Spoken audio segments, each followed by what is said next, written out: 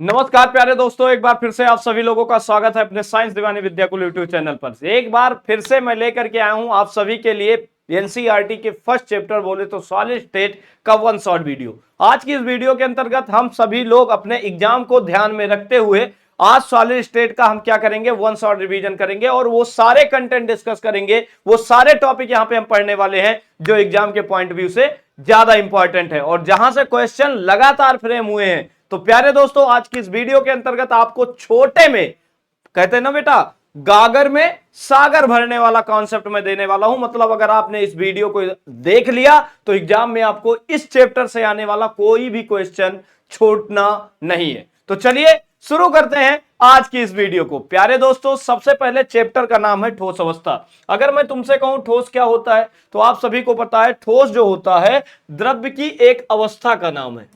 द्रव्य की क्या है बेटा? द्रव्य की तीन अवस्थाएं होती हैं, ठोस, द्रव और गैस। ये तीनों अवस्थाएं नेचर में हम देख सकते हैं, प्रकृति में देख सकते हैं। जैसे हमारे सामने रखा हुआ पानी द्रव है, और हम आपके हाथ में मोबाइल फोन ठोस है, हमारे हाथ में पेन ये भी ठोस है। और साथ ही साथ अगर हम बात करते हैं हम जिस गैस की वजह से जीवित है, ऑक्सीजन, तो ऑक्सीजन जो गैस हम श्वसन क्रिया में यूज कर रहे हैं वो हमारे लिए गैसीय अवस्था में प्राप्त होती है। तो ये सब क्या है? द्रव्य है। तो ठोस भी द्रव्य की एक अवस्था का नाम है। बस कंडीशंस क्या है? ठोस में क्या होता है? जो संगठक कण होते हैं, संगठक कण का मतलब होता है जिन कणों से मिलकर के द्रव्य बनता है उसको संगठक कण कहते हैं। संगठक कण में परमाणु भी हो सकता है बेटा, या फिर ये हो सकता है बेटा अणु, या फिर ये क्या हो सकता है? आयन। तो ठोस में क्या होता है? ये संगठक कण एक दूसरे के बहुत पास पास होते हैं।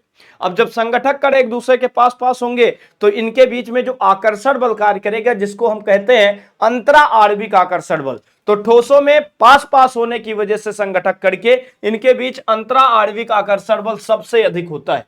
इनमें अंतरा आणविक आकर्षण बल सबसे अधिक होता है, जबकि इनके बीच में जो ऊष्मीय ऊर्जा काम करती है, जब कण आपस में टकराएंगे तो टकराने की वजह से ऊष्मा क्या होगी? उत्सर्जित हो जाएगी। ऊष्मा का उत्सर्जित होने की वजह से जो ऊर्जा हमें मिली उसका नाम हो गया ऊष्मीय ऊर्जा। तो ठोस में क्या होता है? अंतरा आणविक आकर्षण बल जो होता है सबसे अधिक होता है, जबकि ऊष्मीय ऊर्जा सबसे कम होती है। तो याद रखेंगे बेटा, हम दो पॉइंट यहां से बताते हैं। सबसे पहले अंतरा आणविक आकर्षण बल का घटता हुआ क्रम, ये पूछा जा सकता है। अंतरा आणविक आकर्षण बल का घटता हुआ क्रम क्या होगा? तो याद रखोगे बल का घटता हुआ क्रम, सबसे ज्यादा अंतरा आणविक बल किसमें काम करेगा? ठोस में। उसके बाद किसमें काम करेगा? द्रव में। और सबसे कम काम करेगा बेटा किसमें? गैस में। इसी तरीके से अगर हम ऊष्मीय ऊर्जा का क्रम देखें तो ऊष्मीय ऊर्जा सबसे ज्यादा किसमें होती है बेटा? गैस में। सबसे ज्यादा ऊष्मीय ऊर्जा किसमें होती है बेटा? गैस में होती है। इससे कम ऊष्मीय ऊर्जा किसमें होती है? द्रव में। और सबसे कम ऊष्मीय ऊर्जा क्या होती है बेटा? ठोस में होती है। एक रिलेशन कभी कभी आप सभी से पूछ लिया जाता है कि जो आपके पास अंतरा आणविक आकर्षण बल होता है और साथ ही साथ ऊष्मीय ऊर्जा होती है, इन दोनों में आपसी संबंध क्या है? तो अगर इन दोनों के बीच का आपसी संबंध अगर यहां पे हम देखें तो अंतरा आणविक आकर्षण बल जो होता है, अंतरा आणविक आकर्षण बल जो होता है ये व्युत्क्रमानुपाती होता है किसके बेटा? ऊष्मीय ऊर्जा के। मतलब जिसके लिए ऊष्मीय ऊर्जा का मान ज्यादा होगा उसके बीच में कार्य करने वाला अंतरा आणविक आकर्षण बल क्या होगा? कम होगा। अगर किसी भी अवस्था में अंतरा आणविक आकर्षण बल ज्यादा है तो ऊष्मीय ऊर्जा का मान क्या हो जाएगा? कम। जैसे यहां पे ठोसों में देखा तो अंतरा आणविक आकर्षण बल ज्यादा है, जबकि ऊष्मीय ऊर्जा का मान सबसे इसमें क्या होता है? कम होता है। क्लियर है? डर हो गया? ठोस क्या है? ठोस द्रव की एक अवस्था का नाम है। इसमें संगठक कण पास पास होते हैं, इसमें अंतरा आणविक आकर्षण बल बहुत ज्यादा होता है, जबकि इसमें ऊष्मीय ऊर्जा सबसे कम होती है। अब बेटा बात करते हैं ठोस के प्रकार के बारे में। ठोस का वर्गीकरण करते हैं। तो जो ठोस का वर्गीकरण करोगे बेटा, तो ठोस जो होते हैं ना, ठोस ये बेसिकली दो भागों में डिवाइड किए जाते हैं। एक का नाम होता है क्रिस्टलीय ठोस, एक प्रकार होता है इसका क्रिस्टलीय ठोस का। दूसरा होता है बेटा अक्रिस्टलीय ठोस। दूसरा जो पार्ट बनता है वो क्या होता है बेटा? दूसरा होता है अक्रिस्टलीय ठोस। मेरे प्यारे सहपाठियों याद रखना, क्रिस्टलीय ठोस और अक्रिस्टलीय ठोस में, क्रिस्टलीय ठोस को हम सत्य ठोस के नाम से भी जानते हैं। क्रिस्टलीय ठोस का दूसरा नाम सत्य ठोस होता है, जबकि अक्रिस्टलीय ठोस का दूसरा नाम छद्म ठोस भी कहा जाता है। इसको हम छद्म ठोस के नाम से भी जानते हैं। प्यारे दोस्तों, जो क्रिस्टलीय ठोस होता है ये बेसिकली चार पार्ट में डिवाइड करके हम लोग पढ़ेंगे। यहाँ पे एक का नाम होता है आयनिक ठोस। इसके चार भाग होते हैं। एक का नाम होता है आयनिक ठोस, दूसरे का नाम होता है बेटा सहसंयोजक ठोस। याद रखो, सहसंयोजक ठोस। क्या बनेगा बेटा? सहसंयोजक ठोस। और सहसंयोजक ठोस का दूसरा नाम होता है नेटवर्क सॉलिड। इनका नेटवर्क होता है बेटा, तो इसको नेटवर्क ठोस के नाम से भी जाना जाता है। तीसरा जो पॉइंट बनता है धात्विक ठोस। ये क्या है बेटा? इसका धात्विक ठोस है। और चौथे पॉइंट पे अगर हम लोग चर्चा करते हैं तो इसका जो चौथा पॉइंट अब निकल करके आप सभी के सामने आता है, उसका नाम क्या होता है? उसका नाम होता है बेटा आणविक ठोस। क्या होता है? आणविक ठोस होता है। इस आणविक ठोस को भी हम तीन भागों में डिवाइड करके पढ़ेंगे। तीन भागों में डिवाइड करके पढ़ते हैं।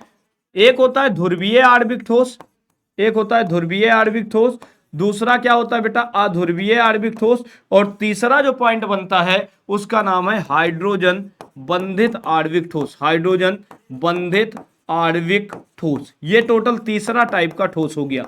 ठीक है, और यहां से क्वेश्चन भैया बनाए जाते हैं, यहां से भैया क्वेश्चन बनाए जाते हैं। सभी लोग एक बार स्क्रीनशॉट ले लो, फिर कार्यक्रम को आगे बढ़ाएंगे। क्लियर हो गया? अब बात करते हैं क्रिस्टलीय ठोस क्या होता है। अब हम बात करते हैं क्रिस्टलीय ठोस के बारे में। क्रिस्टलीय ठोस को रवादार ठोस के नाम से भी जाना जाता है। ठीक है, क्रिस्टलीय ठोसों में क्या होता है? ये संगठक कण जो होते हैं एक नियमित क्रम में दीर्घ प्रास में व्यवस्थित होते हैं।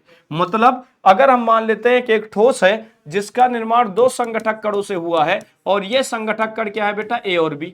तो इनका अरेंजमेंट कैसा होगा? ए के बाद बी आएगा, बी के बाद ए आएगा, ए के बाद बी आएगा, फिर से यहाँ पे बी आएगा, तो बी के बाद ए ही आना है, ए के बाद बी आएगा, बी के बाद ए आ जाएगा, ए के बाद फिर से ए आएगा, यहाँ पे बी आ गया, यहाँ पे ए आ गया, और यहाँ पे बी हो गया। तो देखो ये अरेंजमेंट कैसा है? नियमित है। पैटर्न फिक्स है कि ए के बाद बी ही आएगा, बी के बाद ए आ जाएगा। ठीक है, तो इनके बीच में देखो ए और बी के बीच में प्यार और मोहब्बत बनी रहेगी, मतलब आकर्षण बल ज्यादा काम करेगा। आकर्षण ज्यादा काम करेगा तो दीर्घ प्रास लंबी श्रृंखला तक ये क्या होंगे?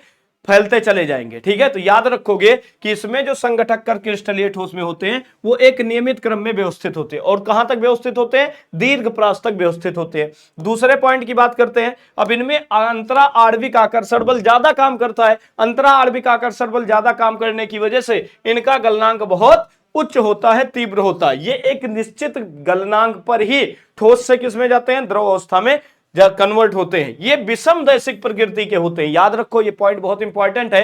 क्रिस्टलीय ठोस कैसे होते हैं? विषम दैशिक प्रकृति के होते हैं। अब तुम्हारे मन में बात आई होगी कि विषम दैशिक प्रकृति क्या होती है।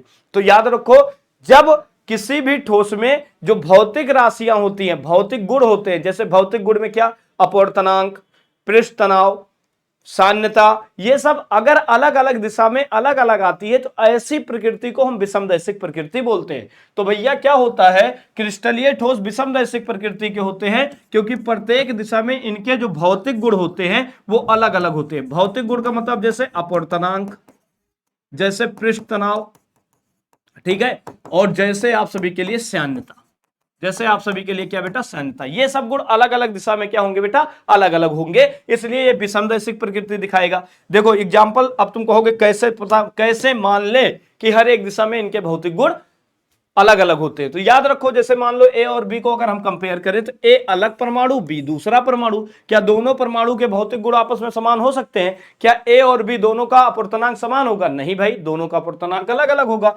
हम मान के चलते हैं ए का अपवर्तनांक बी से ज्यादा है, तो सिंपल सी बात है, अगर हम इस दिशा के अलोंग जाएं तो ए के बाद बी आएगा, बी के बाद ए आएगा, ए के बाद बी आएगा, बी के बाद ए आएगा। तो इस दिशा में लगातार अपवर्तनांक बदलता जाएगा। और इस दिशा में जाओगे सिर्फ बी दिखेगा, इस दिशा में ए दिखेगा, इस दिशा में बी दिखेगा। तो इधर का अपवर्तनांक अलग होगा, इधर का अपवर्तनांक अलग, इधर का अलग, और इधर का अपवर्तनांक अलग हो गया। तो हर एक दिशा में अपवर्तनांक क्या होता है? क्रिस्टलीय ठोसों का अलग अलग होता है, इसीलिए विषमदैशिक प्रकृति के होते हैं। थोड़ी सी बातों को और आगे लेकर के हम लोग चलेंगे। अब अगर हम थोड़ी सी बातों को और आगे लेकर के चलते हैं तो इसके एग्जाम्पल बहुत ज्यादा इंपॉर्टेंट है। इसका पहला एग्जाम्पल है हीरा, दूसरा क्या बेटा? क्वार्ट्ज। याद रखो बेटा, क्वार्ट्ज। ठीक है, तीसरा क्या होता है बेटा? सभी जो आयनिक यौगिक होते हैं, चाहे वो NaCl हो, चाहे वो KCl हो, चाहे वो KNO3 हो, चाहे बेंजोइक एसिड हो, ये सभी के सभी क्या होते हैं बेटा? ये सभी के सभी जो हमारे होते हैं वो आप सभी के क्रिस्टलीय ठोस होते हैं। इसमें एक एग्जाम्पल याद रखना बेटा, ग्रेफाइट का। ग्रेफाइट भी आपका क्रिस्टलीय ठोस है। क्लियर है? तो ये तो बात हो गई क्रिस्टलीय ठोस के बारे में। अब थोड़ी सी चर्चा हम लोग करते हैं अक्रिस्टलीय ठोस के बारे में। इसको बेरवादार क्रिस्टल के नाम से भी जाना जाता है। अक्रिस्टलीय ठोस को वे रवादार क्रिस्टल के नाम से जानते हैं। जितनी चीजें उसमें आपने पढ़ी हैं उन सबका क्या कर दो उल्टा। वहां पे संगठक कण क्या थे, नियमित क्रम में व्यवस्थित थे। यहां पे संगठक कण अनियमित क्रम में व्यवस्थित होंगे। वहां में दीर्घ परास में व्यवस्थित थे, यहां लघु परास तक का काम करेंगे। वहां पे गलनांक क्या होता था, फिक्स होता था, तीव्र होता था। यहां का गलनांक फिक्स नहीं होगा, यह ताप की एक निश्चित परिसीमा में क्या करेंगे, ठोस से द्रवावस्था में बदलेंगे। जैसे पन्नी की बात कर ले, ठीक है। ये सभी क्या होंगे, समदैशिक प्रकृति के होंगे। क्यों समदैशिक प्रकृति के होंगे, क्योंकि हर एक दिशा में इसमें कोई रेगुलर पैटर्न तो है नहीं। ए के बाद बी आएगा, बी के बाद ए आता चला गया, जब मर्जी ए आया जब मर्जी बी। ये समझ लो खाला जी का घर है, जब जिसका मन करेगा तब आएगा। इसलिए इसमें कोई भी अरेंजमेंट रेगुलर नहीं है, और रेगुलर अरेंजमेंट ना होने की वजह से ये कह सकते हो प्यारे दोस्तों, इनके भौतिक गुण जो होंगे सभी दिशाओं में समान होंगे। और भौतिक गुण सभी दिशाओं में समान होने की वजह से ये किस प्रकृति का होगा, ये समदैशिक प्रकृति का होगा। क्लियर है, याद रखो। क्रिस्टलीय ठोस विषमदैशिक प्रकृति का था, यह कैसा होगा, समदैशिक प्रकृति का होगा। प्यारे दोस्तों, इनको अतिशीतित द्रव के नाम से भी जाना जाता है। क्यों कहा जाता है इनको अतिशीतित द्रव, क्योंकि इनमें बहने का गुण पाया जाता है। याद रखो, कांच के बारे में बात करें तो कांच में भी बहने का गुण पाया जाता है। इसीलिए जब कांच की दुकान, जहां से कांच मिलता है उस दुकान पे जाओगे तो कांच कभी भी खड़ा खड़ा नहीं रखा जाता, हमेशा हॉरिजेंटल क्षैतिज दिशा में बैठा करके ही रखा जाता है। उसका कारण होता है क्योंकि इसमें बहने का गुण पाया जाता है। तो अगर बहुत दिनों तक कांच ऐसे खड़ा रहेगा, धीरे धीरे बह के नीचे मोटा हो जाएगा, ऊपर पतला हो जाएगा। इसीलिए अक्रिस्टलीय ठोसों को हम लोग क्या बोलते हैं, अतिशीतित द्रव कहते हैं, क्योंकि इसमें बहने का गुण पाया जाता है। इसके एग्जाम्पल इंपॉर्टेंट है। देखो, जो क्वार्ट्ज है या फिर जो क्वार्ट्ज कांच होता है बेटा, जो भी क्वार्ट्ज कांच होता है, ये बेसिकली क्या होता है बेटा, ये आपका क्रिस्टलीय ठोस होता है। याद रखो, जितने भी पॉलीमर हैं, जितने भी क्या होते हैं बेटा, बहुलक होते हैं, जितने भी बहुलक होते हैं सब क्या होते हैं बेटा, ये सब के सब अक्रिस्टलीय ठोस है। जितने भी प्लास्टिक होते हैं ये भी क्या होते हैं बेटा, ये भी क्या होती है, ये भी आप सभी के लिए अक्रिस्टलीय ठोस है। एग्जाम्पल के बेस पे जैसे पीवीसी ले लो, पीवीसी ले लो, इंपॉर्टेंट है, नोट कर लो इसको। आगे बढ़ते हैं, नेक्स्ट पॉइंट पे आता है क्वेश्चन, क्या क्रिस्टलीय ठोस को अक्रिस्टलीय ठोस में बदला जा सकता है। अगर हम तुमको कोई क्रिस्टलीय ठोस दे दे, क्या तुम उसे अक्रिस्टलीय ठोस में बदल दोगे, ये बात संभव है, बिल्कुल सही है। क्रिस्टलीय ठोस में संगठक कणों का अरेंजमेंट कैसा है, नियमित है। नियमित चीज को अव्यवस्थित करने में कितना टाइम लगता है, कुछ टाइम नहीं लगता। थोड़ी सी एनर्जी दे दो, थोड़ी सी एनर्जी दोगे तो क्या होगा, दोनों के बीच की काइनेटिक एनर्जी बढ़ेगी तो ऊष्मीय ऊर्जा बढ़ जाएगी। ऊष्मीय ऊर्जा बढ़ते ही अव्यवस्था आ जाएगी, अव्यवस्था के आते ही क्रिस्टलीय से किस में बदल जाएगा, अक्रिस्टलीय में बदल जाएगा। तो सबसे पहले क्रिस्टलीय ठोस को अगर अक्रिस्टलीय ठोस में बदलना चाहते हो तो तेजी से उसे क्या करो बेटा, गर्म कर दो। तेजी से उसे क्या करो, गर्म करो, और तत्पश्चात उसे तेजी से क्या कर दो, ठंडा कर दो। व्यवस्थित हो ही ना पाए तो क्रिस्टलीय से क्या बदल जाएगा, अक्रिस्टलीय में परिवर्तित हो जाएगा। क्लियर है, मामला डंडना डंडन। अब हम बात कर लेते हैं क्रिस्टलीय ठोसों के प्रकार के बारे में। तो सबसे पहला प्रकार आता है आयनिक ठोस। याद रखो, जितने पॉइंट बोले उतने इंपॉर्टेंट है, उतना ही पढ़ के जाओ, काम हो जाएगा। सबसे पहला पॉइंट है यहाँ पे संगठक कण। तो याद रखो, ये जो आयनिक ठोस होते हैं इनके संगठक कण आयन होते हैं। इनके संगठक कण क्या होते हैं बेटा, आयन होते हैं। दूसरा पॉइंट आएगा कि इनके बीच में किस टाइप का बल कार्य करेगा। तो याद रखो, इनके बीच में जो अंतरा आणविक बल कार्य करता है, अंतरा आणविक बल कार्य करता है, उसका नाम है स्थिर विद्युत बल। कौन सा बल इनके बीच में काम करता है बेटा, स्थिर विद्युत बल कार्य करता है। कभी कभी इसी स्थिर विद्युत बल को कूलाम्बिक बल के नाम से भी जाना जाता है। तो याद रखो, दोनों में अंतर कुछ नहीं है, इसे कूलाम्बिक बल के नाम से भी जाना जाता है। तीसरे पॉइंट पे हम लोग आते हैं, तीसरे पॉइंट पे आते हैं, ये एक प्रबलतम बल होता है। जो स्थिर विद्युत की बल है बेटा, ये एक प्रबलतम बल होता है, और प्रबलतम बल होने की वजह से इनका गलनांक और क्वथनांक कुछ होता है। याद रखो, इनका जो गलनांक होता है और वह क्वथनांक होता है, गलनांक और क्वथनांक क्या होता है बेटा, सबसे ज्यादा होता है, क्वथनांक सबसे ज्यादा होता है। नेक्स्ट पॉइंट पे याद रखोगे, ये भंगुर प्रकृति के होते हैं। भंगुर का मतलब थोड़ी सी चोट लगेगी ना बेटा तो टूट टाट जाएंगे, तो इनकी प्रकृति कैसी होती है, भंगुर होती है। नेक्स्ट पॉइंट पे याद रखोगे, ये ठोस अवस्था में कुचालक हैं। ये ठोस अवस्था में क्या होते हैं बेटा, विद्युत के कुचालक होते हैं। ये विद्युत के क्या होते हैं बेटा, कुचालक होते हैं। जबकि गलित अवस्था की अगर हम बात करें तो गलित अवस्था में ये क्या होते हैं बेटा, विद्युत के सुचालक होते हैं। ये विद्युत के क्या होते हैं बेटा, गलित अवस्था में विद्युत के सुचालक होते हैं। जैसे एग्जाम्पल की बात करें, अगर हम नमक की बात करें तो नमक एक आयनिक ठोस है। क्यों आयनिक ठोस है, क्योंकि सोडियम प्लस है, क्लोराइड माइनस है। नेक्स्ट पॉइंट पे अगर हम बात करते हैं इनके बीच में कौन सा बल कार्य करेगा, तो याद रखो इन दोनों के बीच में स्थिर विद्युत की बल कार्य करेगा। इन दोनों के बीच में कौन सा बल कार्य कर रहा होगा बेटा? स्थिर विद्युत की बल कार्य कर रहा होगा, जिसकी वजह से गलनांक और क्वथनांक सबसे ज्यादा है। अगर हम बात करें NaCl सॉलिड है, ठोस अवस्था में है, तो विद्युत का क्या होगा बेटा? कुचालक होगा, इसमें विद्युत का प्रवाह हो ही नहीं सकता। लेकिन अगर ये बेटा क्या है? NaCl ही है, लेकिन ये गलित अवस्था में है या फिर जलीय अवस्था में आ जाए, तो जलीय अवस्था में ये विद्युत का क्या हो जाएगा बेटा? सुचालक हो जाएगा। ये विद्युत का क्या हो जाएगा बेटा? सुचालक हो जाएगा। Point clear? डन हो गया। इससे ज्यादा क्वेश्चन नहीं आएगा, परेशान नहीं होना, याद रखना, सब कुछ इंपॉर्टेंट है। नेक्स्ट पॉइंट पे हम लोग चलते हैं। तो इसी क्रम में मेरे पास आता है सहसंयोजी ठोस। सहसंयोजी ठोस का दूसरा नाम होता है, इसको बोलते हैं बेटा नेटवर्क ठोस। क्या बोलते हैं? इसको प्यार से बोलते हैं बेटा नेटवर्क ठोस। क्लियर है? आओ बात करते हैं सबसे पहले इसके संगठक कण के बारे में कि इसका संगठक कण क्या होता है। तो इसके संगठक कण परमाणु भी हो सकते हैं। इसके संगठक कण क्या होते हैं बेटा? परमाणु। अब अगर हम बात करें इनके बीच में कौन सा बंध काम करेगा, तो सहसंयोजी जो परमाणु होते हैं इनके बीच में सहसंयोजी बंध काम करता है। कौन सा बल कार्य करता है? परमाणुओं के बीच में सहसंयोजी बंध बनता है। इनके परमाणुओं के बीच में कौन सा बंध बनता है? सहसंयोजी बंध बनता है। सहसंयोजी क्या बनता है बेटा? बंध बनता है। और सहसंयोजी बंध बनता कैसे? इलेक्ट्रॉन की साझेदारी द्वारा। इलेक्ट्रॉन की किसके द्वारा बनता है बेटा? साझेदारी द्वारा यहां पे क्या बनता है? सहसंयोजी बंध बनता है। नेक्स्ट पॉइंट याद रखोगे, यहां पर क्या होता है? जब साझा होता है किसी चीज का, तो द्रव्यमान लगातार बढ़ता जाता है। ध्यान रखो, साझे की चीजें जब बढ़ती है ना बेटा, साझा करोगे एक दूसरे से, तो ज्यादा दूर तक, डिस्टेंस तक रिलेशन बढ़ता जाएगा। तो एक विशाल मॉलिक्यूल बनेगा। एक विशाल मॉलिक्यूल बनेगा तो इसका आणविक भार ज्यादा हो जाएगा। अगर इसका आणविक भार ज्यादा हो गया तो इनका गलनांक और क्वथनांक भी क्या होगा? ज्यादा होगा। इनका गलनांक एवं क्वथनांक भी क्या होगा बेटा? ज्यादा हो जाएगा, उच्च होता है। ठीक है, नेक्स्ट पॉइंट पे बात करेंगे बेटा। नेक्स्ट पॉइंट इसके लिए सबसे ज्यादा इंपॉर्टेंट है। ये विद्युत के क्या होते हैं बेटा? कुचालक।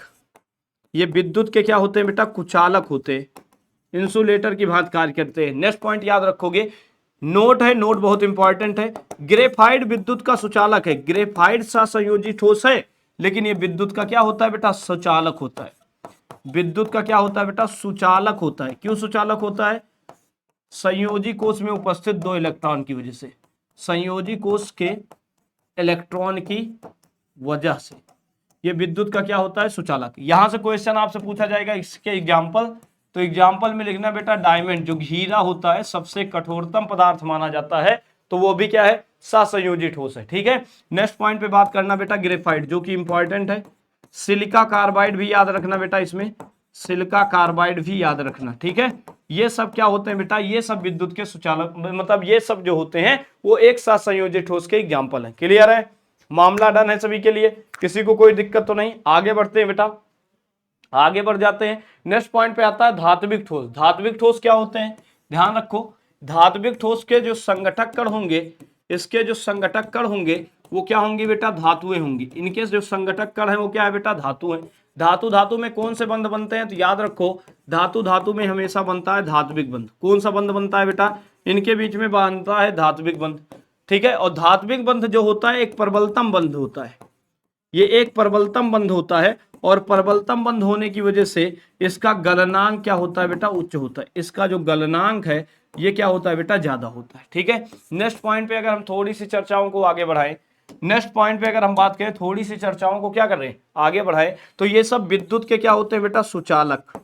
विद्युत के क्या होते हैं बेटा? सुचालक। जितने भी मेटल हैं वो सभी धात्विक बंध हैं, और ये विद्युत के क्या होंगे? सुचालक होंगे। एग्जाम्पल देख लो, जैसे जिंक की बात करें, आयरन की बात करें, कॉपर की बात करें, ये सब जो मेटल बनते हैं वो सभी के सभी धात्विक ठोस होते हैं। क्लियर है मामला? कोई दिक्कत तो नहीं है? नेक्स्ट पॉइंट पे हम लोग चर्चा करना आगे बढ़ते हैं। तो लास्ट में हमारे पास आता है दैट इज आयनिक ठोस।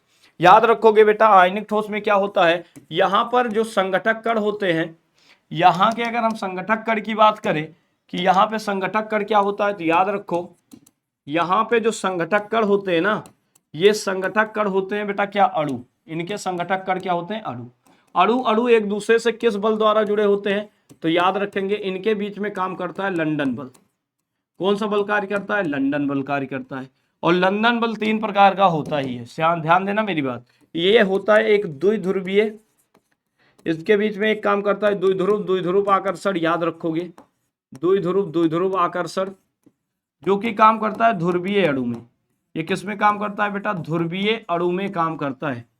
ये ध्रुवीय अणु में क्या करता है बेटा? काम करता है। और ध्रुवीय अणु के अंतर्गत क्या आता है बेटा? ध्यान देना, ध्रुवीय अणु की अगर हम बात करते हैं तो ध्रुवीय अणु के अंतर्गत कौन आएगा? ध्यान सुनो, जैसे HI सॉलिड हो गया तो ये क्या होगा? ये एक प्रकार का क्या होगा बेटा? ये एक ध्रुवीय अणु होगा। दूसरा होता है तात्क्षणिक द्विध्रुव आकर्षण। दूसरा जो बल कार्य करता है उसका नाम है तत्क्षणिक द्विध्रुव आकर्षण। तत्क्षणिक द्विध्रुव आकर्षण, तात्क्षणिक द्विध्रुव आकर्षण। याद रखोगे ये किस में काम करता है? ये बल काम करता है अध्रुवीय अणुओं में। ये किस पे काम करता है? अध्रुवीय अणु में काम करता है। अध्रुवीय अणु में एग्जाम्पल देखोगे बेटा इसके, तो इसके कौन से एग्जाम्पल मिलेंगे? याद रखोगे अध्रुवीय अणु में, अध्रुवीय अणु में कौन से एग्जाम्पल बनने वाले हैं प्यारे दोस्तों? याद रखें बेटा CO2 सॉलिड, जिसको हम शुष्क बर्फ बोलते हैं। तो क्वेश्चन आएगा शुष्क बर्फ में कौन सा बल कार्य करता है? तो याद रखो तात्क्षणिक द्विध्रुव आकर्षण। तीसरा पॉइंट जो बनता है डेट इज हाइड्रोजन बंधित आणविक ठोस। और हाइड्रोजन बंधित की अगर बात करते हैं तो हाइड्रोजन बंधित के अंतर्गत हमारे पास क्या आता है बेटा? हाइड्रोजन बंधित के अंतर्गत हमारे पास आता है बर्फ। बर्फ तो जानते हो ना बेटा? अरे तुम लोग अच्छे से जानते हो, पानी को फ्रिज में रखते हो, ठंडा हो जाता है, बर्फ बन जाता है, वही बर्फ है।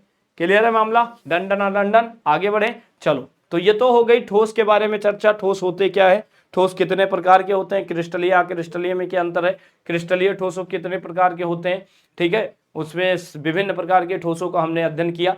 बेटा यहाँ से छोटे छोटे ऑब्जेक्टिव क्वेश्चन ड्रा किए जाएंगे एग्जाम्पल से, कभी प्रॉपर्टीज से होते हैं, तो आप सभी लोग इसको अच्छे से नोट्स में नोट कर लो। आगे बढ़ते हैं बेटा, अब हम थोड़ी सी चर्चा को आगे ले चलेंगे। इस चैप्टर में हम पढ़ते हैं क्रिस्टलीकरण के बारे में कि क्रिस्टलाइजेशन क्या होता है।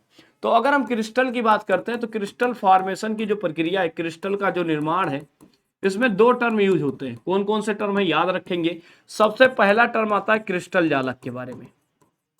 क्रिस्टल जालक क्या होता है, ठीक है।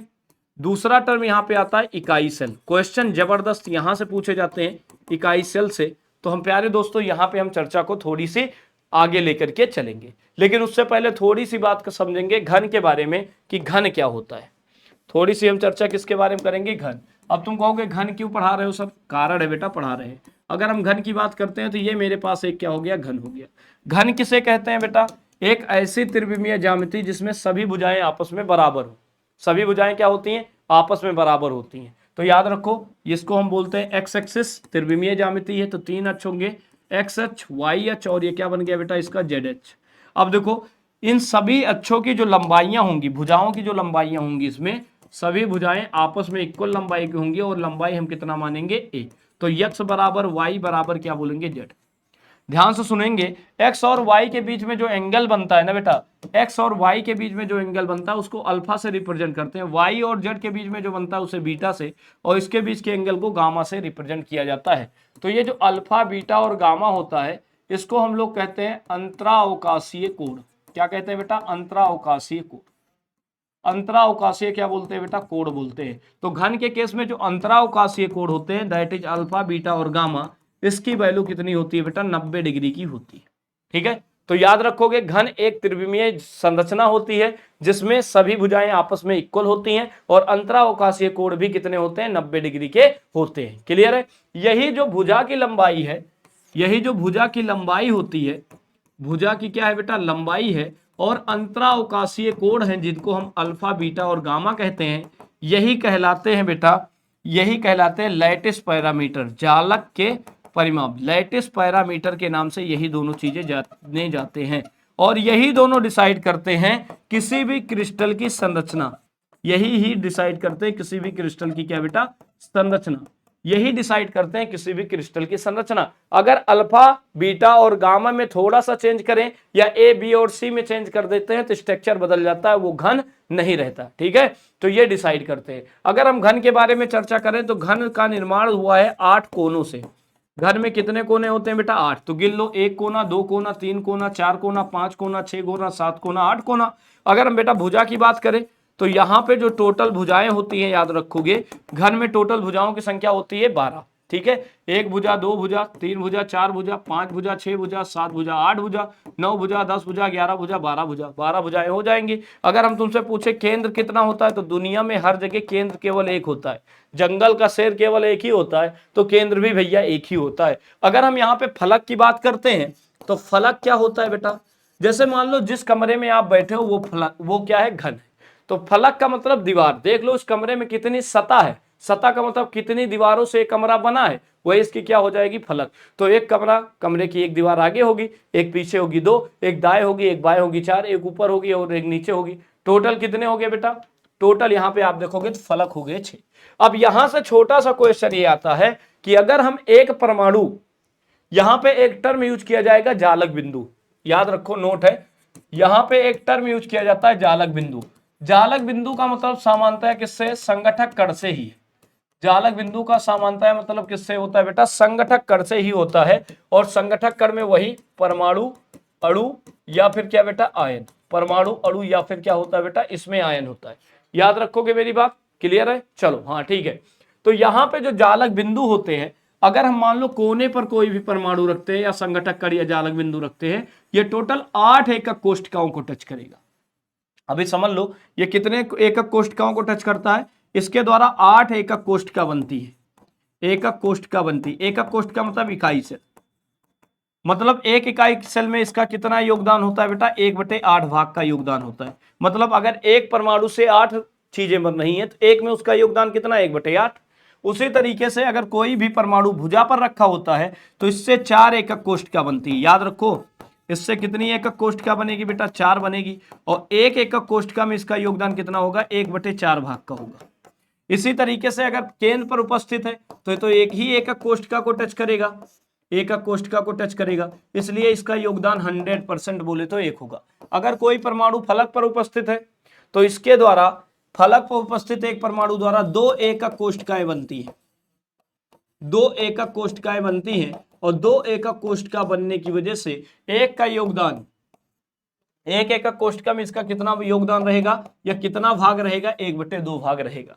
ये पॉइंट सभी को याद रखने योग्य है और सभी के लिए बेहद इंपॉर्टेंट है। अब हम बात करते हैं अंतरावकाशीय कोण और भुजा की लंबाई के बेस पे टोटल 7 प्रकार के क्रिस्टल सिस्टम होते हैं। याद रखो 7 प्रकार के। अब ये देख लो, पहले क्रिस्टल जालक और एकक कोष्ठिका को हम समझा देते हैं। क्रिस्टल जालक क्या होता है, ये जो छोटे छोटे पॉइंट्स हैं, इनको हम कहते हैं जालक बिंदु। क्या बोलते हैं बेटा, इनको बोला जाता है जालक बिंदु। क्या बोला जाता है इनको बोला जाता है जालक बिंदु। जब हम जालक बिंदुओं को 3D में व्यवस्थित करेंगे, तो ऐसे एक त्रिविमीय ज्यामिति बनती चली जाएगी। ये बड़ी वाली जो त्रिविमीय ज्यामिति होती है, इसको कहते हैं क्रिस्टल जालक। क्या कहते हैं बेटा, ये बड़ी वाली जो संरचना सबको दिख रही है, जो कि जालक बिंदुओं के केंद्रों को आपस में मिलाने से बनी है, इस त्रिविमीय बड़ी सी संरचना को हम लोग क्या नाम देते हैं, क्रिस्टल जालक। और इस छोटी सी संरचना जो कि रंगीन रंगीन आपको दिख रही होगी, ये छोटी सी जो संरचना आपको नजर आ रही है, इस छोटी सी संरचना को हम लोग यहाँ पे नाम देते हैं क्या बेटा, इस छोटी सी संरचना को हम लोग यहाँ पे नाम देते हैं एकक कोष्ठिका। मतलब ये छोटी सी एकक कोष्ठिका बार बार अपने आप को खुद से क्या कर रही है, रिपीट कर रही है। और खुद से रिपीट करने की वजह से पूरा बड़ा सा स्ट्रक्चर बन गया। तो इस बड़े से स्ट्रक्चर को हमने क्या कहा, क्रिस्टल जालक कहा। और इस छोटी सी जो संरचना है, इसका नाम हो गया एकक कोष्ठिका। छोटी सी संरचना को क्या बोलोगे बेटा, इस छोटी सी संरचना को एकक कोष्ठिका बोलोगे, या फिर इसको हम लोग नाम देते हैं इकाई सेल। क्या नाम देते हैं बेटा, इसको नाम देते हैं इकाई सेल। और ये जो बड़ी सी संरचना बन रही है, पूरा पूरा पिंकी कलर का, उसको हम क्या नाम देते हैं, क्रिस्टल जालक। क्या बोलते हैं, क्रिस्टल जालक। अंतराअवकाशीय कोण और भुजाओं की लंबाई के आधार पर टोटल 7 प्रकार के क्रिस्टल सिस्टम होते हैं। कौन कौन सा क्रिस्टल सिस्टम है बेटा, याद रखो, ये 7 प्रकार के क्रिस्टल सिस्टम है। ये क्रिस्टल सिस्टम ही है, गायब हो गया क्या क्रिस्टल सिस्टम का सीन, लगाया ही नहीं नालायक। ये है, ये 7 प्रकार के क्रिस्टल सिस्टम है। नंबर 1 मोनोक्लिनिक, दूसरा ट्राइक्लिनिक, तीसरा हेक्सागोनल, चौथा है रोम्बोहेड्रल, फिर ट्राइक्लिनिक। ठीक है, ऐसे मानोगे टोटल 7 प्रकार के क्रिस्टल सिस्टम होंगे। हम बता दे रहे हैं सातों कौन कौन से हैं। सातों होते हैं सी, टोर, एच, एम, टी। सी का मतलब होता है क्यूबिक, सी का मतलब क्या है बेटा, क्यूबिक। टी का मतलब होता है ट्राइक्लिनिक, टी का मतलब क्या होता है, ट्राइक्लिनिक। ओ का मतलब होता है ऑर्थोरोम्बिक, ऑर्थोरोम्बिक। ठीक है। आर का मतलब होता है रोम्बोहेड्रल, रोम्बोहेड्रल, ठीक है। और एच का मतलब होता है हेक्सागोनल, क्या होता है बेटा, हेक्सागोनल, ठीक है। एम का मतलब होता है बेटा मोनोक्लिनिक, ये क्या है बेटा, मोनोक्लिनिक। टी का मतलब होता है ट्राइक्लिनिक। ये टोटल 7 प्रकार के क्रिस्टल सिस्टम होते हैं और इन 7 प्रकार के क्रिस्टल में टोटल 14 प्रकार के जालक बनते हैं। इस 14 प्रकार के जालक को हम नाम देते हैं ब्रेवियस जालक। क्या नाम देते हैं बेटा, ब्रेवियस जालक। कभी कभी आप सभी से पूछा जाता है ब्रेवियस जालक की संख्या कितनी होती है या क्रिस्टल सिस्टम कितने होते हैं, तो ब्रेवियस जालक टोटल 14 होते हैं। अगर तुमसे कोई कहे क्रिस्टल समुदाय कितना होता है या क्रिस्टल जालक कितना होता है, तो आप याद रखोगे 7 प्रकार के क्रिस्टल जालक होते हैं। उनमें से 4-5 ये इंपॉर्टेंट हैं जिनके बारे में आपको याद रखना है, इससे क्वेश्चन घुमा घुमा करके पूछा जाता है। लिखने के लिए हम 7 प्रकार के दिखा देते, लेकिन आप उसको याद नहीं कर पाते, इसलिए हम उन्हीं को दिखाए हैं जो आप सभी के लिए इंपॉर्टेंट है। ठीक है, तो बेटा इसको अच्छे से नोट कर लो। क्लियर, आगे बढ़ते हैं, थोड़ी सी बातों को आगे बढ़ाएंगे। हम एकक कोष्ठिका की तरफ अब चलेंगे, एकक कोष्ठिका के बारे में चर्चा करेंगे कि एकक कोष्ठिकाओं में क्या क्या सीन होता है। एकक कोष्ठिका है बेटा, हमारे सिलेबस में केवल घनीय एकक कोष्ठिका है। हमारे सिलेबस में केवल घनीय एकक क्या है बेटा, कोष्ठिका है। और घनीय एकक कोष्ठिका की अगर हम चर्चा करें तो ये टोटल 3 प्रकार की होती है। पहले का नाम होता है सरल घनीय एकक कोष्ठिका। मैं इससे रिलेटेड कुछ पॉइंट बताऊंगा जो सभी लोग याद रखेंगे। सरल घनीय एकक कोष्ठिका, प्यार से इसको बोलते हैं बेटा, सरल घनीय एकक कोष्ठिका को अंग्रेजी में बोलते हैं सिंपल क्यूबिक यूनिट, क्या बोलते हैं बेटा, सेल बोलते हैं, सिंपल क्यूबिक यूनिट सेल बोलते हैं। इसको प्यार से बुलाया जाता है एससीसी के नाम से। किसके नाम से, एससीसी के नाम से। याद रखोगे बेटा, सबसे पहला पॉइंट सरल घनीय सेल में पूछा जाता है जालक बिंदुओं का स्थान। जालक बिंदु मतलब संगठक कण कहां कहां पर उपस्थित है, इनका स्थान क्या है, पोजीशन, संगठक कणों की स्थिति पूछी जाती है। तो याद रखो ये घन के प्रत्येक कोने पर होते हैं। अगर हम एक घन बनाएं और घन के प्रत्येक कोने पर एक एक परमाणु रख दें, ऐसा एक एक परमाणु यहां पे रख देते हैं, तो ये क्या बन जाती है, सरल घनीय एकक कोष्ठिका बन जाती है। ठीक है, दूसरा क्वेश्चन पूछते हैं कि एकांक आयतन में, एकांक आयतन में, एकांक आयतन बोले तो बेटा अगर इसकी भुजा की लंबाई a मान ले तो एकांक आयतन का मतलब a क्यूब आयतन में परमाणुओं की कितनी संख्या होती है। तो याद रखोगे परमाणु की संख्या पूछते हैं बेटा यहाँ पे, जिसको हम रैंक कहते हैं। रैंक इसके लिए कितनी होती है बेटा, रैंक हो जाती है, देखो टोटल परमाणु कितने हैं बेटा, अभी मैंने बताया यहाँ पे टोटल परमाणु कितने हैं। अगर मैं तुमसे कहता हूं टोटल परमाणु है 8 और कोने के एक परमाणु का योगदान एक एकक कोष्ठिका में कितना है, 1/8 का है। सॉल्व करोगे वैल्यू कितनी मिलेगी, एक परमाणु की।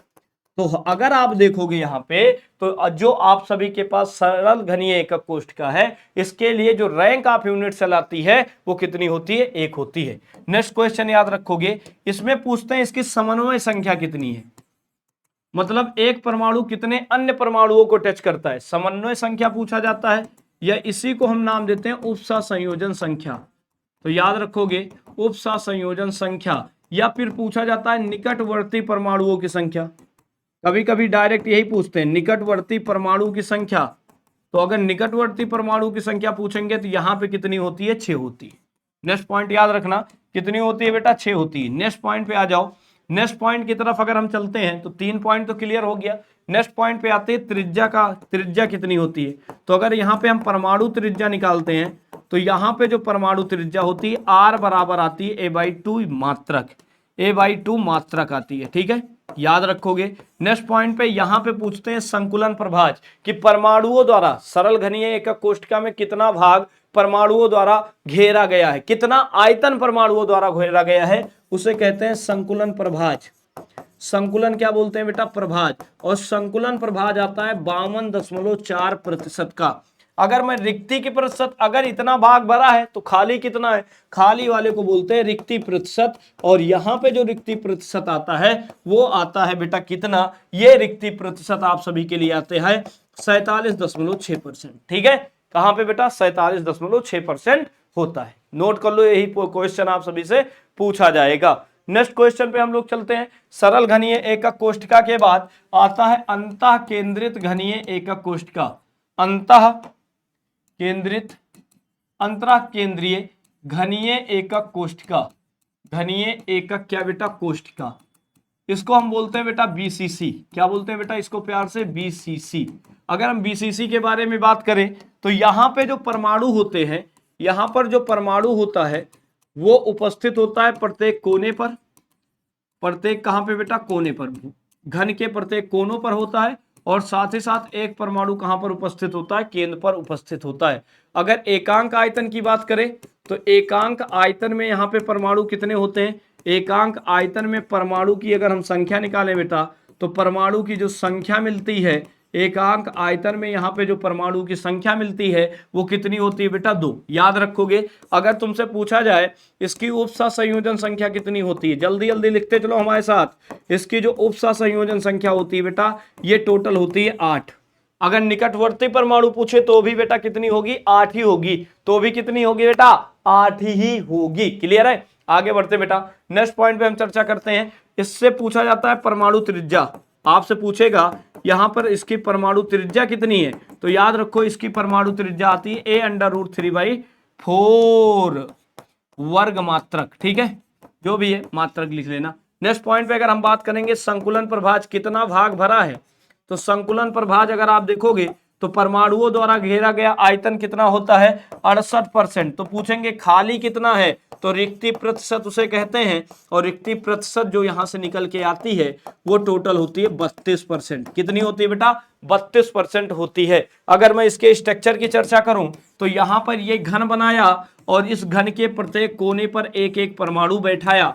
प्रत्येक कोने पर कितना परमाणु बैठाया? एक एक परमाणु यहां पे मैंने प्रत्येक कोने पर बैठा दिया। क्लियर है? अब देखो एक परमाणु को कहां पे बैठाना पड़ेगा? केंद्र पर, क्योंकि प्रत्येक कोने पर एक है और एक केंद्र पर। ऐसा अगर स्ट्रक्चर बन जाए तो समझ लो बीसीसी की चर्चा हुई और इतने सारे क्वेश्चन में से आपसे आंसर आ जाएगा। नेक्स्ट क्वेश्चन हम बात करते हैं, नेक्स्ट टॉपिक की बात करते हैं, फलक केंद्रीय घनीय एकक कोष्ठिका।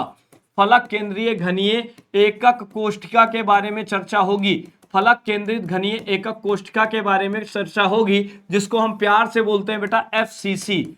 क्या बोलते हैं बेटा? प्यार से इसको हम बुलाते हैं एफसीसी के नाम से। देख लेना बेटा, यहां पर अगर हम परमाणु की बात करें तो परमाणु यहां पर कहां उपस्थित होता है? प्रत्येक कोने पर उपस्थित होगा, घन के प्रत्येक कोने पर उपस्थित होगा और साथ साथ प्रत्येक फलक पर भी उपस्थित होगा। ये प्रत्येक कहां पे उपस्थित होगा बेटा? फलक पर उपस्थित होगा। अगर तुमसे पूछा जाए एकांक आयतन में, अगर तुमसे यहां पे पूछे एकांक आयतन में, एकांक आयतन में परमाणु की संख्या कितनी होगी, एकांक आयतन में परमाणु की संख्या कितनी होगी, तो याद रखो इसको हम रिप्रेजेंट करेंगे जेड से और जेड की वैल्यू यहां पे कितनी आएगी? 4 आएगी। ठीक है, इसी क्रम में थोड़ी सी बात आगे बढ़ाएंगे। अगर तुमसे इसकी उपसा संयोजन संख्या पूछ ले, इसकी उपसा संयोजन संख्या पूछ ले तो याद रखोगे इसकी जो उपसा संयोजन संख्या होती है वो टोटल कितनी होती है बेटा? टोटल 12 होती है। अगर तुमसे परमाणु त्रिज्या यहां से पूछा जाए, अगर तुमसे यहां से परमाणु त्रिज्या पूछ ले तो याद रखना इसकी जो परमाणु त्रिज्या आती है कितनी आती है? परमाणु त्रिज्या कितनी आती है? तो r बराबर लिखना a√2 अपॉन में 4 मात्रक। ठीक है, नेक्स्ट क्वेश्चन तुमसे पूछेंगे इसका संकुलन प्रभाज कितना है, तो अगर मैं इसका संकुलन प्रभाज देखूं तो इसका जो संकुलन प्रभाज आता है वो कितना आता है बेटा? इसका संकुलन प्रभाज आता है 74%। अगर अब बात आई इतना भरा है तो रिक्ति कितनी है, तो रिक्ति प्रतिशत अगर तुम निकालोगे तो 100 में से इसी को माइनस करोगे और ये मिल जाएगा 26%। क्या मिलेगा बेटा? 26% मिल जाएगा। अब तुमसे इसकी संरचना पूछ सकते हैं, तो संरचना बनाना ऐसे एक घन बनाना प्यार से और सारे कोने पर एक एक परमाणु बैठा देना। बैठाओ ना जल्दी से, प्रत्येक कोने पर एक एक परमाणु ऐसे ऐसे ऐसे ऐसे ऐसे ऐसे बैठा दो। क्लियर है? और एक परमाणु फलक पर, ये फलक हुए 4, ये ऊपर वाला ये नीचे, ऐसे बन जाएगा। ठीक है, तो बेटा घनीय एकक कोष्ठिका से इतने क्वेश्चन पूछे जाएंगे। ठीक है, याद रखो इसी टाइप की 2 तरीके की पैकिंग है हमारे सिलेबस में। 3 तरीके की पैकिंग है। एक का नाम है एससीपी, इसको प्यार से बोलते हैं स्क्वायर क्लोज पैकिंग। इसको क्या बोलते हैं? Square close packing. बस तुम्हारे लिए इंपॉर्टेंट है इसकी कोऑर्डिनेशन नंबर याद रखो 4 होती है। इसकी कोऑर्डिनेशन नंबर 4 होती है। दूसरी होती है बेटा एससीपी, पूरा नाम होता है हेक्सागोनल क्लोज पैकिंग। क्लोज क्या होता है बेटा? पैकिंग। याद रखना बेटा इसके लिए इसकी उपसा संयोजन संख्या कितनी होती है 12। अगर संकुलन पर भाज पूछे तो 74%। इसी क्रम में आ जाओगे मेरे पास सीसीपी का पूरा नाम होता है cubic close packing. Cubic close क्या बेटा पैकिंग।